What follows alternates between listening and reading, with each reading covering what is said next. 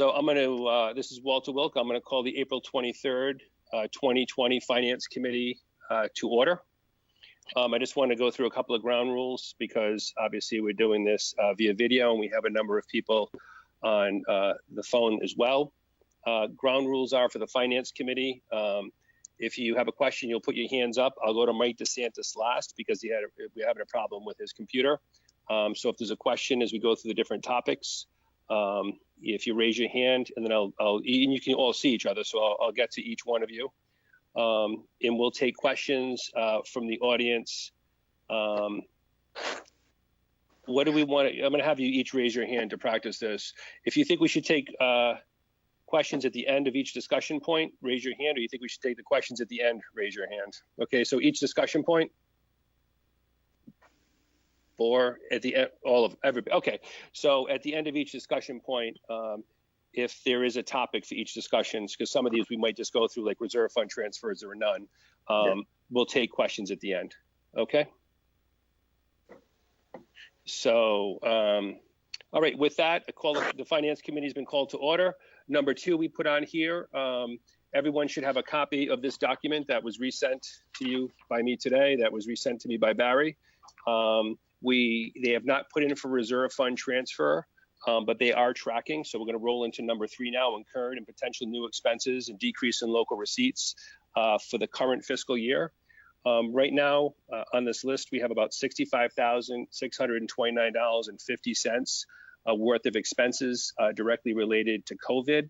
And that includes everything from additional laptops, hardwiring, to protective gear, software licenses, masks, supplies, and disinfectants, et cetera, from different departments. And that's outlined. And right now, according to Barry and Kevin, what they're going to do, because we still have about $315,000 in the account, they are going to, Kevin has ordered a spending freeze a couple of weeks ago, and they're trying to offset some of these costs. So we're not sure at the end if they'll be coming back to us for $65,629, or if they'll be coming back to us for less than that.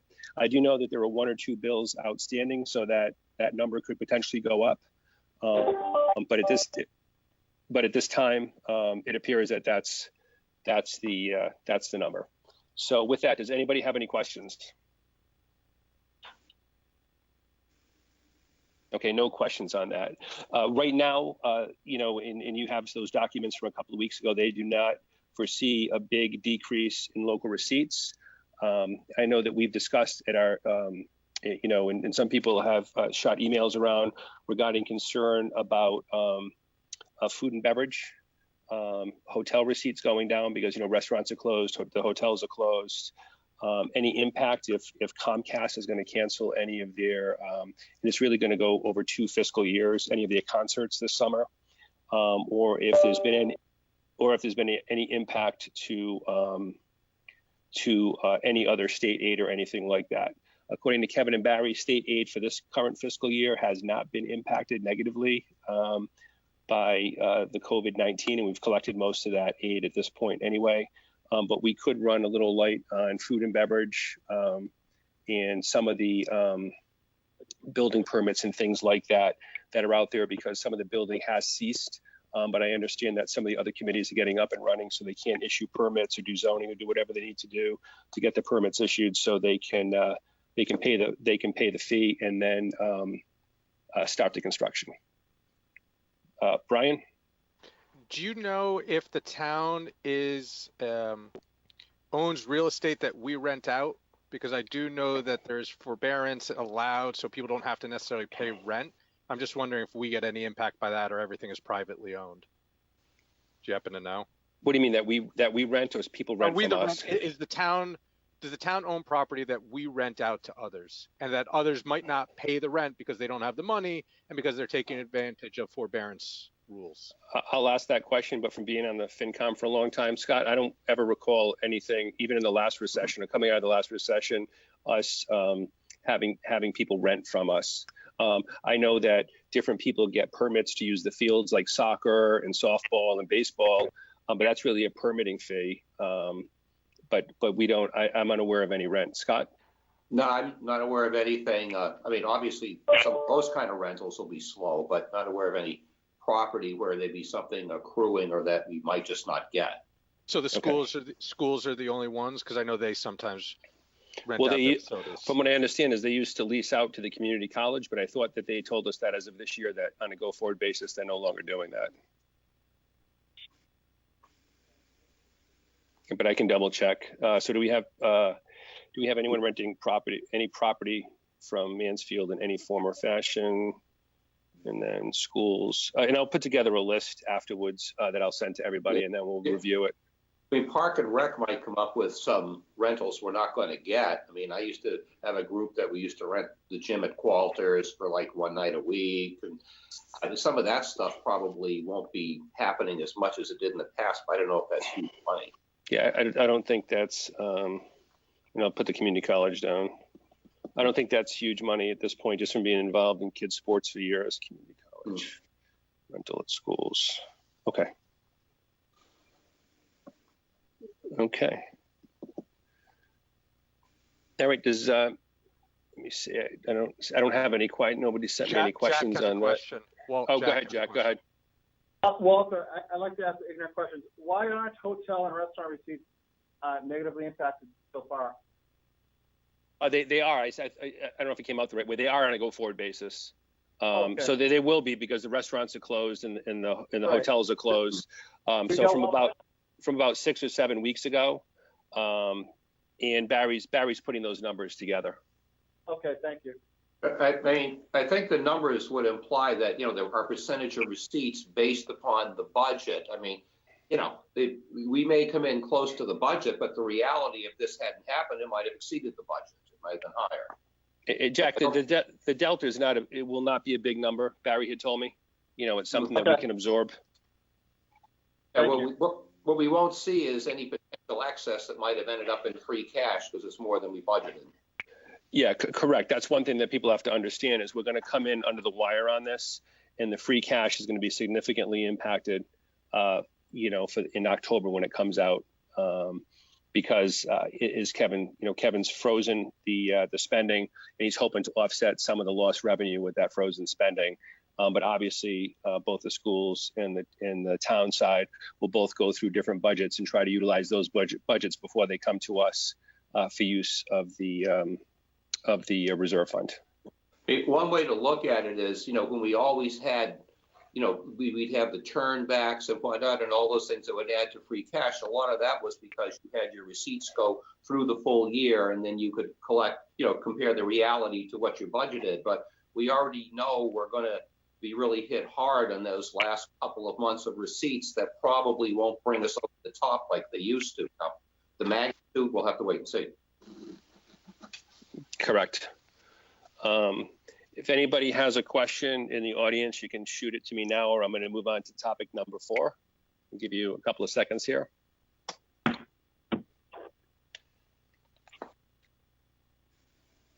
Okay, no questions came in. Right, nope. Okay. The next one is discuss impact of COVID-19 on next fiscal year budget, likely decreases in local receipts, potential for recovery from other sources. Okay, should I just? Yes.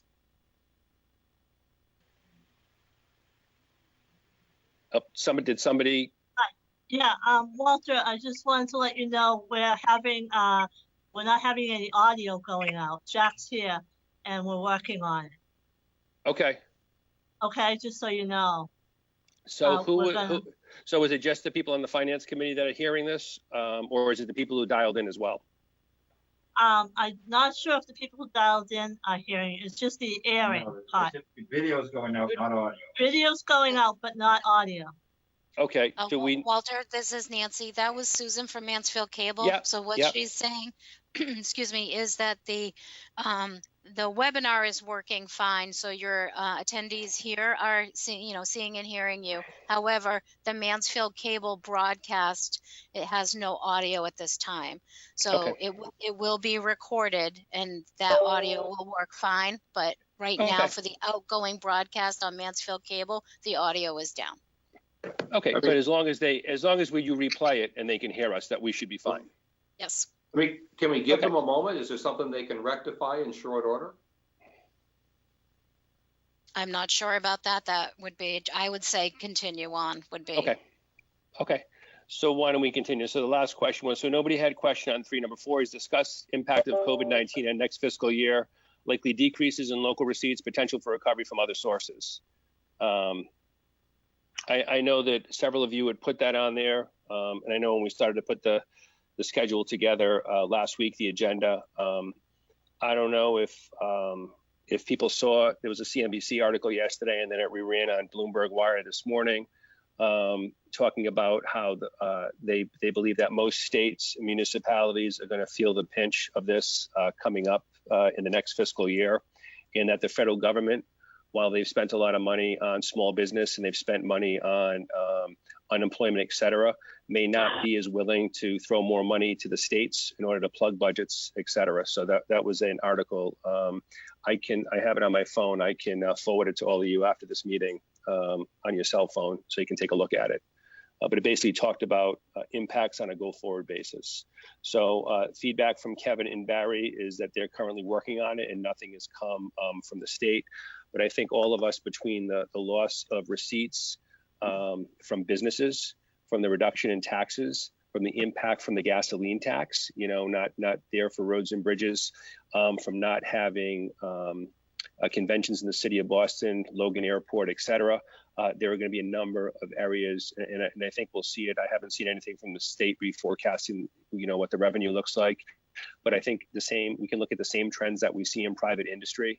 I think you're going to be looking at somewhere between a 10, 15, or 20% impact, because it is going to be over 3 or 4 months of the budget, because we lost half of April due to COVID.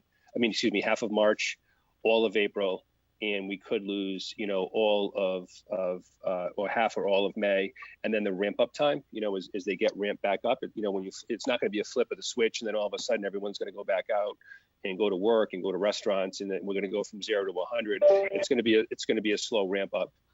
So during that slow ramp up, there'll obviously be where the receipts need to be and where the receipts really are. And the question is, how many months does it take for the X and Y access to connect? And every month that goes by, that delta is money that the state doesn't have. So the question becomes, how does the state either fill that, reduce expenses, or reduce aid that gets shuffled out? Most likely they would probably hit as many levers as they could. So we could potentially see some impact on that next year. And I don't know if anybody, I can start, anybody have any questions on that? Brian? I know just on impact, I thought, Walt, at one point you said, or you referred that Xfinity's already starting to cancel. Oh, no. Taylor Swift was canceled. Foxborough did. Right. Gillette canceled. So it's likely we're going to, that could be a huge loss. Have we started, and do we have a responsibility to start doing scenarios? B scenario, if it's a 10% loss. C scenario, 20% loss. I know private sector is all game planning out, so we are fully prepared for worst case situations. And my concern is that some of our folks are so tied up in the immediate, they are not thinking long term. What happens if we come 20% under? What happens if Xfinity wipes out the season? Because as you said, the ramp up. And what's our game plan to make up for that or to cut? So it's not a scramble at the last minute. Is there a role we can play to step in and start doing some of that scenario planning, so we're not caught by surprise like I think we were a little bit in other areas? Okay, Scott?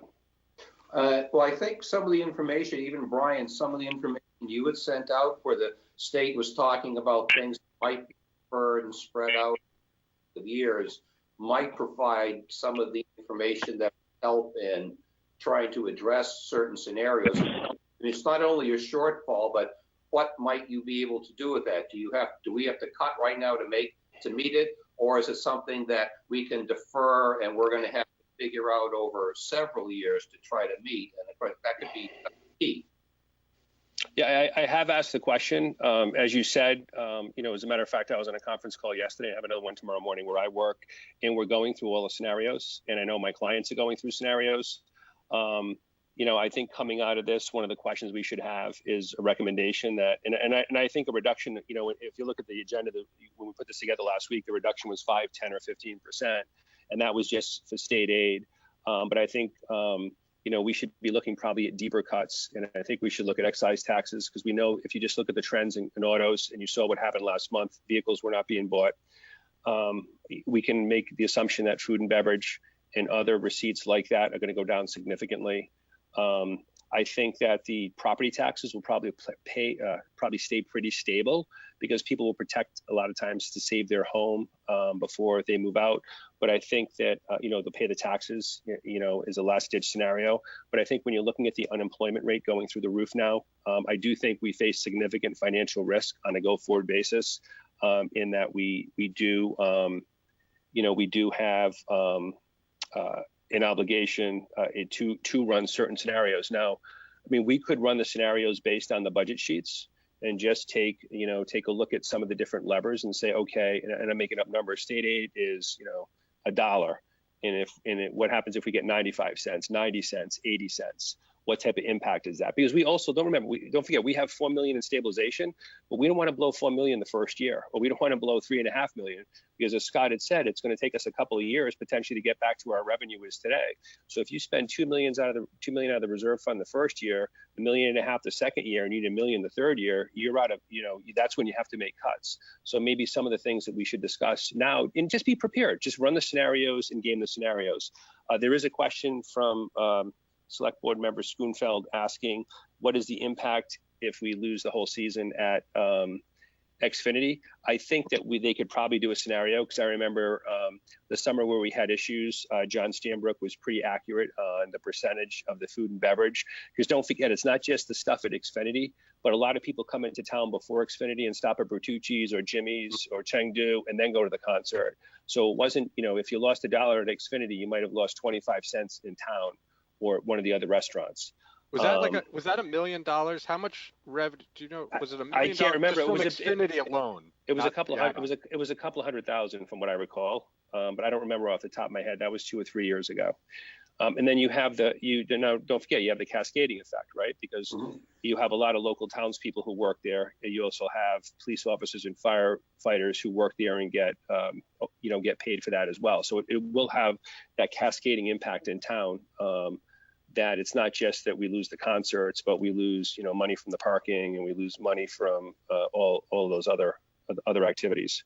But I will put down that as one of the questions. But I think the question is really bigger than that. The question is, we should look at all of our variable taxes. And what I mean by that is excise tax is variable, food and beverages variable, and all the other variable taxes that we have, and put them in one bucket.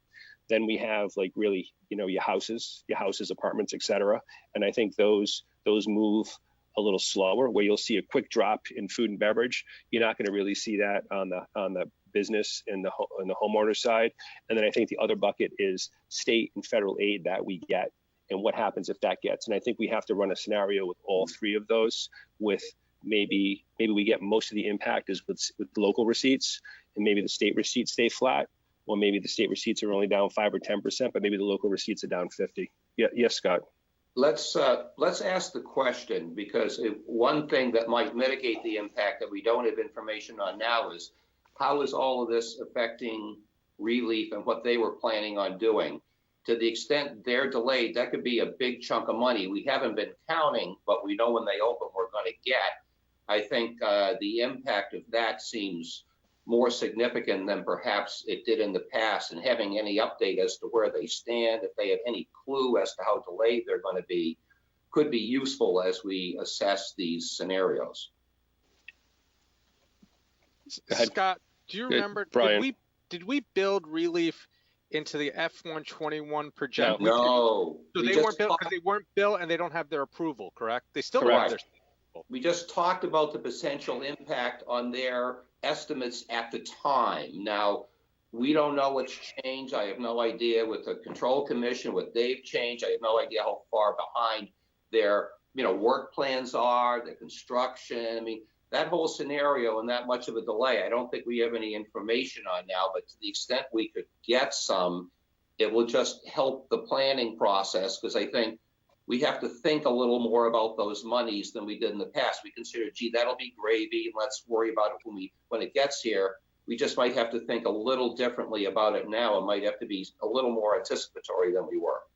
Well, it's not just that, it's impact on building permits and other, we have to figure out, when we look at it, we have to figure out what all of those variable receipts are. The ones that move very, up and down very quickly. That would have a potential large dollar amount. So right, and then we also have to be concerned about any of these larger construction projects. So the selectmen need to be concerned. The select board needs to be concerned about any of these construction projects where they lose liquidity and they can't finish. And then what do we do as a town if either the chocolate factory or the other Mansfield project in the center of town, or some of the smaller ones for that matter, the hotel project, stop or go out of business, or can't continue for a period of time. So, or do we have to consider extending their permits? If they had a permit and they couldn't start, and then their time period expires, do they deserve the opportunity to have that, right, as opposed to just pay us more? Okay. Are there any other questions on that? In terms of projections, what about, is now the time that we should be aggressive? Companies are downsizing their footprint and they're going to be looking for cost savings. I know that the third-party consultant is coming in, I think in the next select board meeting, but is now the opportunity to be aggressive and start going after these folks saying, hey, we got space, we can cut deals. As you shrink your footprint, as you change your footprint, think about Mansfield. So, the popular saying is don't let a good crisis go to waste. Yeah. Instead of always thinking of cutting, how can we be more aggressive, and what role can we come in, or maybe it's the IDC. I don't want to overstep bounds, but get our folks. Where's the opportunity? Think strategically. Don't stop looking. I think some of our leadership and some of towns stop and think about the crisis and what's right in front of them. Let's look at this as an opportunity to be aggressive and go out to companies that have to deal with this issue right now. And, well, companies' footprints better than most of us. Yeah. Is there an opportunity? There could be. We should probably watch that on Wednesday, because we haven't been updated. I don't know what I don't know where the public relations firm is in the rollout of Mansfield. Scott? Yeah, I think we need to ask them. Look, we are in good shape. We've done things. We have a reserve fund. We may be in better shape than a number of other towns. And from a PR point of view, can we try to, if that is an advantage, can we maximize that? Right, and we should also touch base. I know, we should touch base on the RFP for the fire station, at least see what the status is, because you can always put it out with a minimum, and if it doesn't go, it doesn't go. And then we have about another 600. We don't know the amount of free cash we're going to need in the fall. We know that we're going to have an impact in the budget. We know it's going to be significant. So let's say that our average free cash is, this year we're thinking $1.8 to $2 million. That may be cut in half.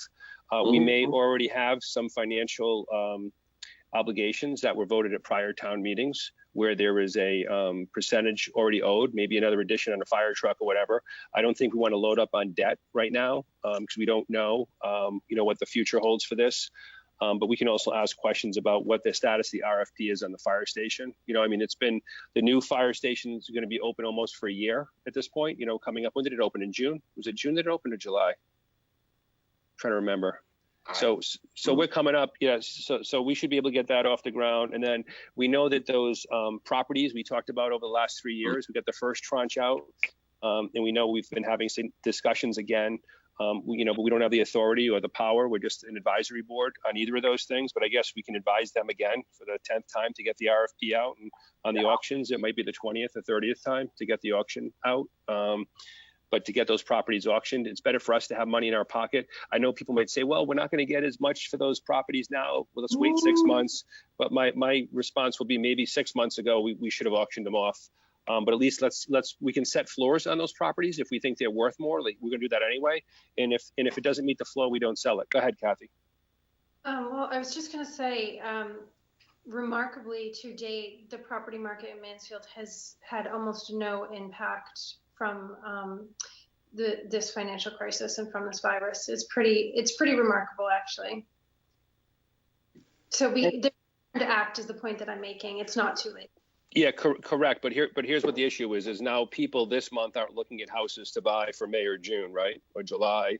So then May or June are going to be very weak. And then if we roll into May, then June and July will be weak. So we're going to get that cascading effect because houses are typically, I'm not a real estate agent, but I would think 90 to 100-day lag time. So if people aren't seeing them today, you might not feel that closing until June or July. But I get your point. I agree. It's still pretty resilient. There is, some of the business journals have come out and said that people want to move out of cities to the suburbs now because cities are too densely packed and they're concerned. So that may, we don't know. We could have a positive from that perspective. Go ahead, Scott. Walter, I mean, you might have a take on it. I mean, I'm thinking on the commercial property side, while a number of companies are getting hurt here, there's also people who can't move forward the project because there's going to be money on the sidelines that's waiting forward once things open up. And I have no idea on the commercial side if that's the case or not, but. Yeah, there's a lot of money on the sidelines looking for distressed deals. So, yeah, but we don't want any distressed deals in town. We want all of our businesses to be solid. Are there any other? Go ahead, Brian. So I guess the question is, what do we do as a committee? So in terms of the scenario, because if you also remember, we were pretty smart. I'd like to give us credit. In our goals, we laid out, let's start planning for worst case scenarios, Xfinity getting canceled and such.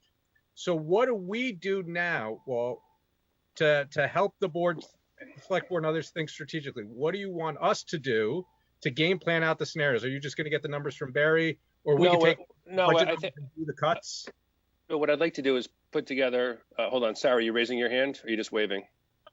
Yeah, go ahead. You comment, and then I have a statement. Okay.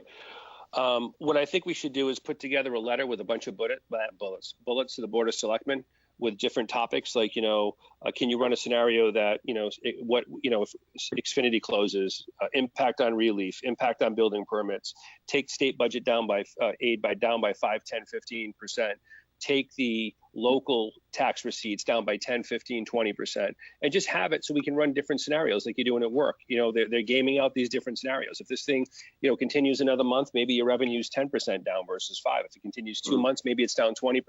But I think we need to have now, because most companies now have multiple scenarios that they've worked and they're just loading in the timeframes. So they got the revenue loaded in and they're just loading in the variables. So I think it would be good for the town and the Board of Selectmen and the school committee and the school board, Teresa and Ed at the school superintendent, to have that information at their fingertips, because we know, and I talked to Teresa and Ed earlier today, that there will be impacts potentially on summer camp, that they don't have the after school programs going, so we looked at their budget, and remember they committed some money from some of the revolvers to different parts of the budget that starts July 1st. Well, maybe I'm making up a number. Maybe we committed $50,000 to it from a certain budget. Well, maybe there's only going to be $35,000 because they've been shut down for 3 months. We need to run a scenario for the schools and work with them, with the selectmen and the select board and the town manager, and say, what happens if they don't go back in the fall? How does that impact us financially? People are going to get, people paid for the bus. Are they looking for refunds? What are the impacts? Because maybe we can get through this year with no problem, as somebody had said earlier. But once we get into next year, there are all these other variables. Suppose school doesn't start for 2 months. So these are things that we really need to go through and try to lock down. Jack, did you raise your hand? Just real quick. I'm sorry, Sarah. Hold on, Jack. Sarah, did I miss you? Oh, yeah.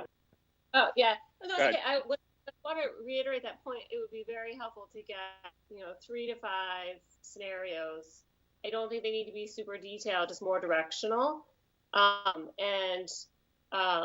I think it's best if we let them do the work and we just look and analyze on it, because otherwise there's just too much. There's too many people with their hands in it. I think everybody agrees. It's the same thing we did with the budget. There used to be 3 budgets, 7 or 8 years ago, right, Scott?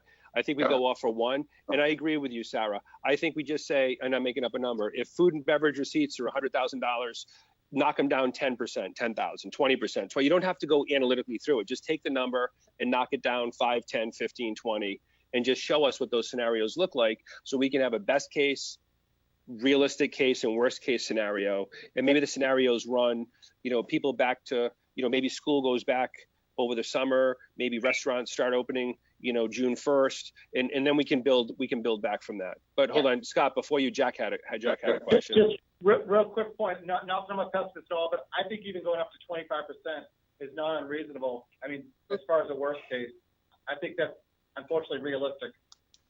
I don't disagree. I think the 5% is not realistic anymore. It might have been realistic last week, but it's tough. So I'll do 10, 15, 20. And what I'm going to do is I'm going to send this out for people to comment on. So I'll do 10, 15, 20, and 25%. Good. You might bounce it off Barry because he may have a better idea of the more relevant percentages.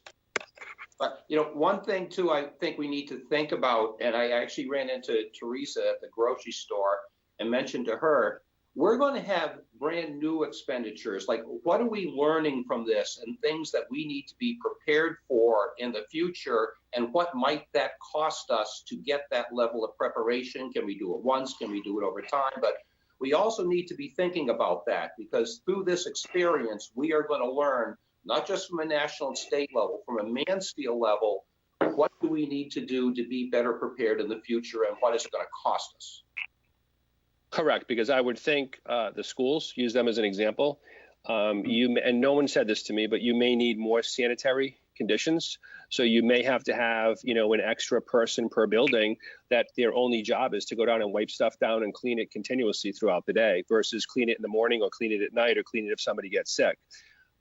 Even before we were told not to go into the offices in Boston, people were walking around, wiping down the door handles, doing all that stuff. I had never seen that in my life. They come at night and wipe the door handles down, but they were literally showing up, once an hour to wipe down the main handle to the office, both sides, all the elevators, et cetera. We may end up having to have somebody that gets on, that we have to hire, and we may have to do that in the town too. I don't know, but that's a good point. There could be an increase in expenses because we know the state may come out with the guidelines for the schools and say that this is what you need to do in the schools if they're going to go back, and this is the sanitation that you need to keep and the back, however we're going to do it. So Kathy, do you have a question? Yeah. Can't hear you. Unmute. Thank you. I was going to say we also should consider, some people are planning out scenarios where you use more class space and have the kids, further out together. I don't know how that would work for like a lunch or a recess or a gym, but, you've seen other nations implement or start to brainstorm going back to school with kids sitting a certain number of feet apart. That's another consideration. All right. Ryan. Just as an implementation suggestion, Kathy, is this something you and I should take back since we sit on the school liaison with the school, take back to them and walk through with them directly? Because I don't think they want us going through Barry. I think they'd probably prefer us speaking to them and ask what their strategies, what they're playing, make the suggestion, offer our help to them. Well, why don't we put together that letter and then you can bring a copy because it'll be really the same issues, I would think, and then they can add the additional issues to it. I think Walter, can I ask a conversation with Teresa, she appreciated the suggestion, and I think you guys talking to her directly would be an excellent idea because I think she'd like to begin that conversation and begin that thought process. Okay, great. Hello, can anybody hear me? Yep, who is that? Mike? Yeah. Mike? It's Mike. I have my hand up, but I guess it's not working very well. You can't see your hand at all, Mike. No, I guess you only allow 6 pitches. So I think that's. Are you back on for the pitchers now? I have been on all along. Oh, I didn't know that. Here you go. People. Oh, how can we see you now? You don't show up. We can't see you. No, I shut mine off. Okay, I'll put mine back on so Mike can pop in. Don't have Mike. All right, go ahead. Oh, I guess my question is the only silver lining that we have out of this is debt is down to 0. And is there any way that we can use some of these expenses or projects to refinance or look at debt as a way of getting us through some short period of time? Yeah, we could look at that. I know that, with our bond rating, we're down around, 2.75, 3.25 on some of those loans. I'm not sure how much lower. They were talking negative numbers. I'm not sure if that's still the No, case. I know, but it bounced back. That was for like 48 hours and I was actually going to call Kathy and ask her why the Federal Reserve is doing that. But Well, they were doing that with oil yesterday too. If you wanted to buy oil, they would pay you because they couldn't store it, or 2 days ago. It was $47, I think, a barrel to take it away. But notwithstanding, and the only, like I said, I mean, is there a way of looking at some of this and saying, okay, let's allocate some of these larger expenses or ways of, of looking at it from a debt perspective? Well, what about availability? I mean, ratings are lovely, but I mean, how much money is there going to? I mean, what kind of issuances can we do? What kind of money is going to be available to borrow? Well, yeah, that's something I'll put that in the letter too. Is it worth looking at refinancing any of the debt? Yeah, refinancing or assuming. And some of our debt is new too, and there's a penalty if you refinance in the first couple of years. like the DPW and the fire station. A lot of bond companies have that, but who knows? Yeah. I mean, okay. Whether it's refinance or getting more debt, having some knowledge from like our advisor, like what might the availability be, regardless of whether it's new or refinanced or whatever. Yeah, I mean, I know there's a rule that we can't just borrow money based on anticipated expenses, right? However, it has to be right. Right, but however, during this next, couple of months of crises, has that rule changed? We should be able to find that out. That if we can borrow in anticipation of having a negative hit for the budget, say it's $1 million or $2 million. Is there a way of looking at that, financing a debt over? Right. Okay. I just think it's a question worth asking. Yep, I got it on here. Refinancing of debt. But it's critical. If they're going to allow us to take certain expenses and amortize them over a couple of years, they're saying we're changing some of the game. That's a real important point to know about. Sure. Okay. All right. Sarah's got one. Does anybody have any? Oh, Sarah, go ahead. Just one more. Notes. This works for the towns, but I know a lot of businesses are worried about liquidity right now. I just want to make sure that we're keeping an eye on that.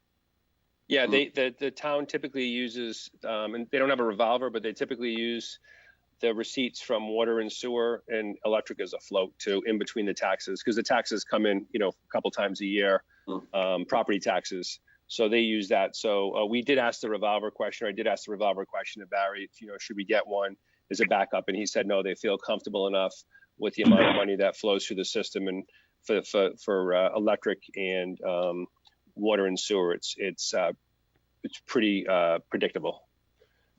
So, okay, if there's no other, does anybody who is on the line have any questions that they want to send in on items 4 and 5, which are COVID-19 on next year's budget, likely decrease in local receipts, potential for recovery from other sources, and how can Mansfield prepare financially if the state opens if revenue is generally reduced by 10, 15, 20, and 25%. Does anybody have any questions on that?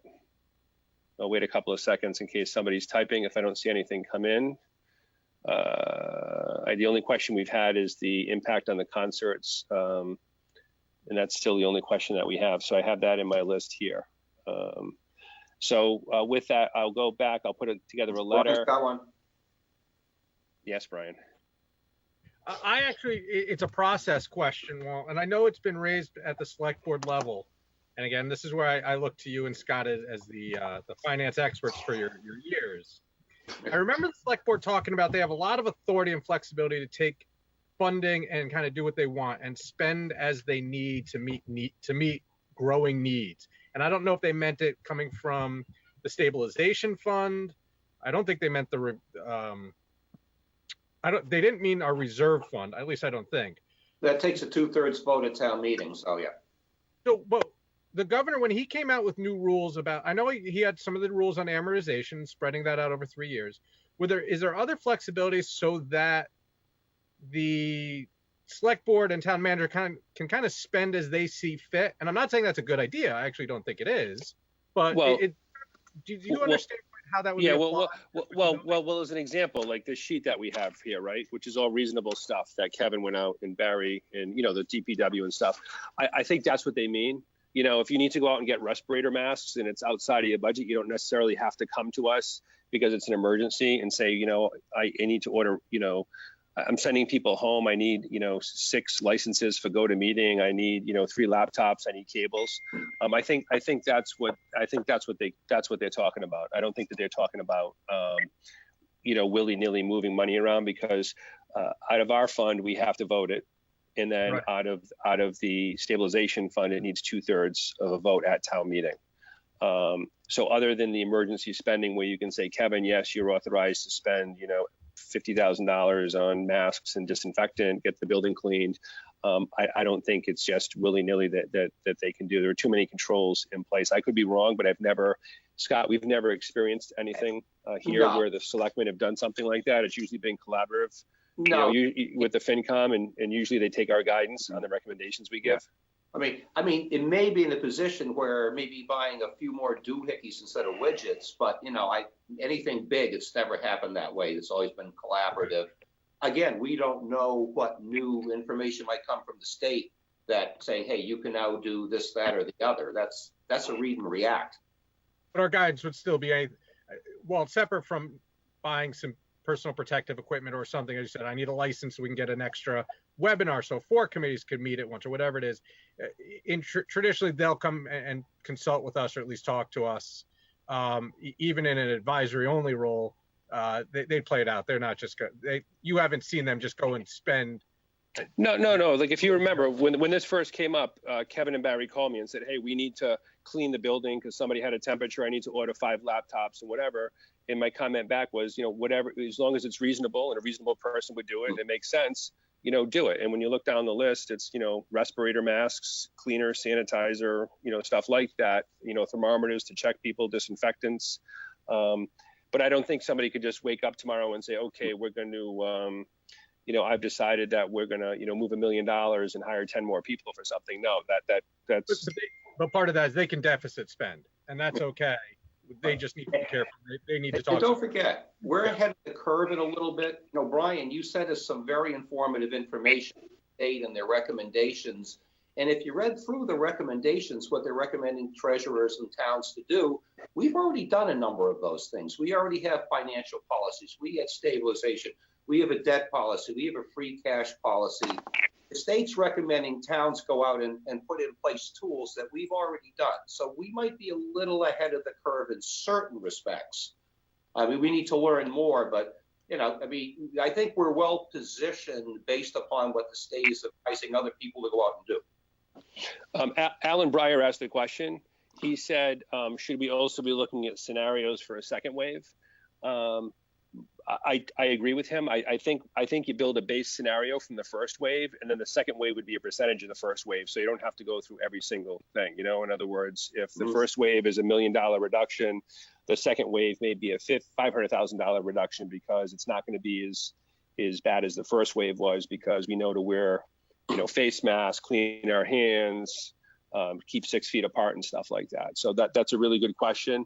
And the other part of it, Walter, there's another part. Well, what have we learned and what do we need to do? Now, we still might be learning and figuring out what we need to do, but that is sort of like the second wave stuff. Like, if we get caught in the exact same situation again, we're pretty stupid if we haven't learned and done something. Correct. So that was a good question from Alan. Let me make sure there's no other questions up there. What is the impact? Nope. Okay, so we've answered both questions. I'm trying to send one to you, Walter. Okay, I'll wait. I'll just read it to you. It says, so for the sake of being clear, how many businesses in Mansfield received funds through the SBA PPP loan program? Any businesses in Cabot Park apply or receive funds on Mansfield Crossing? Is the first question. Yeah, and who's that question from? Greg Panizas. Okay. Yeah, I don't know the answer to that. I know that the IDC and the town manager, who are more actively involved with local businesses and who have the pulse on it, they probably, I think, would have a better idea of who. So that might be a better question. But Mary, why don't you keep that question for me, and you can send it to me, and I'll include it in my questions to the town manager. Hey, this is a question. Do we know what it is? And you have to remember, companies of a certain size were not allowed to. So there are a number of businesses in the industrial park that are, that are parts of larger companies, that are every rule, Walter. Yeah, no, I understand. But I would think that the IDC and the town manager would be trying to, would be helping local business, et cetera. I do know some of the local restaurants did get money, but I don't know beyond that. I might be interested in, like, do we have some out there that were trying to get money and can't, on poor footing? In which case, that could affect our finances. If we lose a business, we lose. No, correct. Okay, so if Mary, if you send me that one, and what's the second part of that question? I will, and his second question, he said, is unrelated, but how did recent downturn in markets impact pension liability and any shortfall the town may be faced with? That's a very good question. Who is that's probably a better question, but who on the Board of Selectmen is the one who's assigned? Yeah, who on the Board of Selectmen is assigned to the pension? No, the pension. I know who FinCom.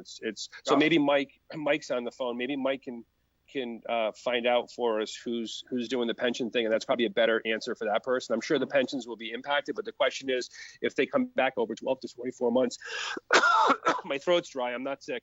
It's probably come back in 12 to 21 months, it might not be an issue. I don't think it'll change the funding metric, and the reason I say that is because I think the feds and the state know that this is potentially a short-term issue. And it'll come back. Now, if we have a second wave and it's a lot worse versus not as bad as the first wave, then that might be a different scenario. I know that we were on a timeline to get certain things paid over the next, I think 2028, certain parts of some of our liabilities.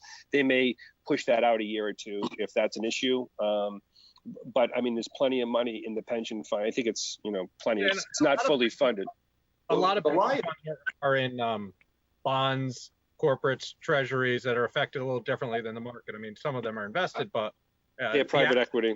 Some of the biggest effect on the liability will be, will any of this affect the discount rate? And that doesn't change too often, but we might need to weigh in on that. Right. Okay, so if you could send me that one too, Mary. Is there another one, or is that it? That's all I see right now. Okay. Why don't we move along to reports from committees? I don't think it's going to be a very robust report, since I don't think any of the committees have met since we met last, because I think we met and then the wheels came off the bus within a couple of weeks of that. But I'll go through it real quick. Master plan, that's on here. Anything on the master plan, Sarah? I know they're going to talk about it at town meeting, and I think at the same time they're going to do a presentation in June. Yep, and I think I out for public. If not, it will be soon. But they've got a pretty final draft at this stage. Okay, great. CIP, I assume there's really not much. Nope, and who knows? There may not be too much. Right. School, I just think nothing really has changed. We know they shut down. Downtown committee, anything on that? We're not meeting again until this resumes, COVID ends. Okay. And then Mike, anything on the audit? Was that final letter resolved, or that final issue that resolved for us on the audit? I believe it was. And okay. We haven't had any meetings since then. Okay. According to town manager Kevin, it was, I got it something sort of resolved. So, okay. Yep. All right. Items not known within 48 hours. Anybody else have anything else they want to bring up? Mike, we'll go to you first. No, I'm okay. Okay. Questions as well, or any more comments? I'll start with Sarah. Nope, I'm good. Kathleen. No, thanks. Jack, I saw you put your hand up, but I was already talking to Sarah. No, sorry. Just a quick question. Is town meeting still scheduled for the end of June? Is that on, as far as we know? It's the 30th of June, correct? It's the 23rd of June. I'm trying to remember. 23rd of June, I think, is the rescheduled, and then 30th is the election day. They're always like the week apart. They try. Right now, we couldn't go beyond the 30th of June without the governor saying something. Well, actually, I think the town meeting can be pushed beyond. Yeah. So what they would do is they would use last year's budget. You have to have it done, I think, by September. But they would use last year's budget, and they would give you 1/12 of last year's budget per month, and then you would have to vote. Because at the beginning, you'll be able to make the first 2 or 3 months. It's at the end of the year when you have a problem and you don't have the money. Brian, anything? I always have lots of things. A couple of comments. One, well, I know in the past we talked about cyber insurance, and in my field, I know more than ever, especially with all the schools being online, cases of ransomware and cyber attack have skyrocketed. Do we need to take another look, or a suggestion might be? So, was that ever resolved? Yeah. So the social engineering coverage was increased. So that was done, and then the renewal is in June, and there's a business interruption piece, a contingent business interruption piece if a third party impacts us. So, for instance, if a hacker gets in and stops the amount of electricity that goes to our electric company, so we can't sell it to our residents. Any type of business interruption, it was only $100,000 down limit. I'm going from my recollection, which would be like 1 day worth of revenue. And they're looking at getting, $1 million, $2 million, $3 million, $4 million quotes. And going from $100,000 to $1 million might only be $2,000 or $3,500. So, but they are looking at that. But the rest of the policy's been fixed. It's just a business interruption. The contingent business interruption, that's too low. I would urge us to be as quick as possible, because you don't want to be a day late when your systems get attacked, and now more than correct. Correct. I did want, a quick shout out to Nancy and Carrie and Mary for this has been pretty free of interruptions, and it's worked really well. We've gotten live questions. We probably could have done this a month ago, but really thanks to Nancy and Carrie and Mary for guiding us all through this. So shout out, yes. Even though you can't see their picture, shout out to them. Yep. And applause. Round of applause for all of them. And just the other thing, we have a really great role. As Kevin and the town leaders probably look at the day-to-day, we shouldn't lose sight of strategic guidance and looking forward a week, a month, a year. Because as we raised, I don't think I've ever heard anybody talk about it. Can we take advantage of the crisis and start going after companies and making suggestions and being aggressive? I haven't heard anybody talk about that. And so we really can fill a hole. And just by having these meetings together, which honestly, I think we could have done a couple of weeks ago, we could start brainstorming and helping. And to Scott's point, being even further ahead on the curve than our neighboring states. And perhaps we should ask the selectmen, do you guys want us to be doing something in particular? Is there an assignment like us to take over that would make it easier on them? Well, here's one advantage they have by using us, right? So all of us either are working for large companies or have large complex organizations, or have retired from those types of companies. And a lot of us have clients or, oversee offices that have clients in different parts of the economy. So we can bring a really good optic. All of us bring different, it's different lenses, and all those different lenses are worth something. So we can see what's going on in the general economy, not just focused on what's going on in Mansfield. So some of those trends, those micro and macro trends that we see, I think could be beneficial. What we see out there, whether it's, what's coming from the state or federal government, what regular businesses are doing, what small businesses are doing, what large corporations are thinking. And I think that could be of value to the select board, and they could use our expertise from that perspective. And I think we kind of talked about that tonight, about what we're seeing with our clients and what we're seeing in the economy. And I think that got us to think about, maybe 5, 10, and 15 is too low. Now that we talk about it, maybe it should be 10, 15, 20, and 25, and maybe we should look at the second scenario as well. That was great comment by Alan. And what do we do if Comcast or Xfinity can't, or maybe they want to have the shows, but the artist cancels, so. But any other questions from the audience? If you could just send them in, I'll wait 2 minutes here and see if any other questions come in, and then what we'll do is we will adjourn the meeting. I know we're going to go for an hour, so we're going to come right up on that hour. I think it worked out well. I think what went really well for people who are watching us is we had a practice yesterday, which was about 45 minutes to make sure we could all get on, how it works, how you use the audio, the video, how you tie into Mansfield cable, et cetera. So Mary, are there any questions coming in? Anyone typing, or is that it? Nothing new. We did have a compliment from Neil Ryan. So he said, thank you for your expertise.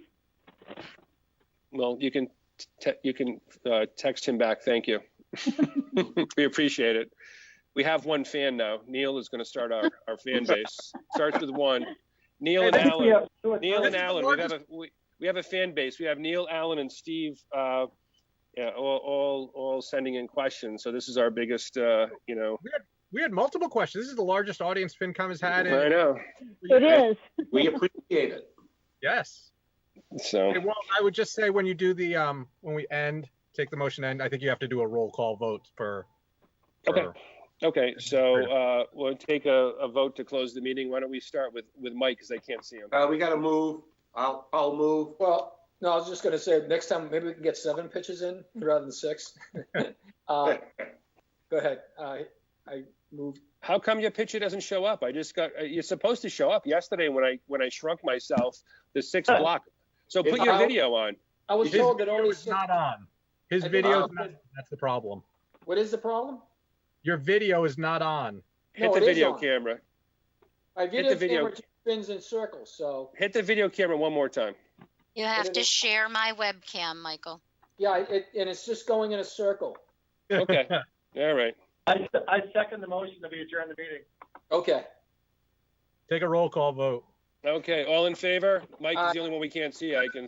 We got to do roll call. Got to call. Okay. So Mike DeSantis, Aye. Scott Feely, Aye. Sarah, Aye. Brian, Aye. Kathleen, Aye. Jack. Aye. All right. Meeting's closed. Thank you all. All Thank you. here we go.